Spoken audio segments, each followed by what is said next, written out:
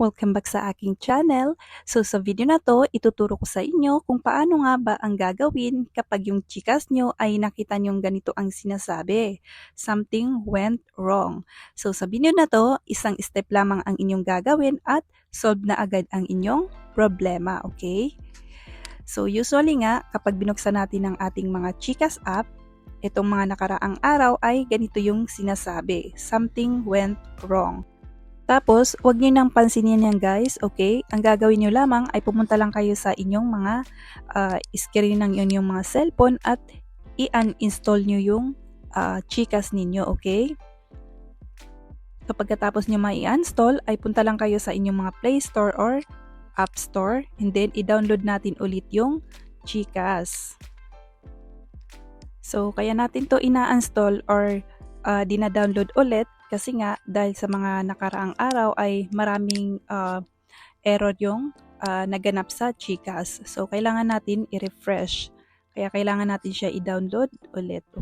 So, ito na guys, na-i-download na natin siya ulit. So, itry na natin ito buksan. Ayan, so pagkabukas natin ay kailangan natin ilagay yung ating mga phone number. So, ilagay lamang natin dito yung ating mga phone number. Pagkatapos, pindutin lang natin yung send code. And then, ilagay natin dito yung code na isinen niya sa atin. Okay? Ayan, so pagkatapos natin mailagay yung code, ay ilagay na naman natin ang ating mga PIN. Okay? Ayan. So, after natin mailagay ang ating mga PIN, ay mag-selfie tayo. So, pindutin lang natin itong next.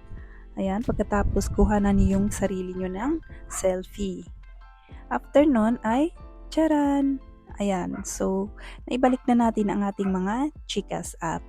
So, ganun lamang kadali guys. Sana ay nakatulong tong video na to sa inyo. Please give it a thumbs up kung nagustuhan nyo at pakisubscribe na rin ang aking channel para lagi kayong updated sa iba ko pang i-upload na mga video dito sa aking channel.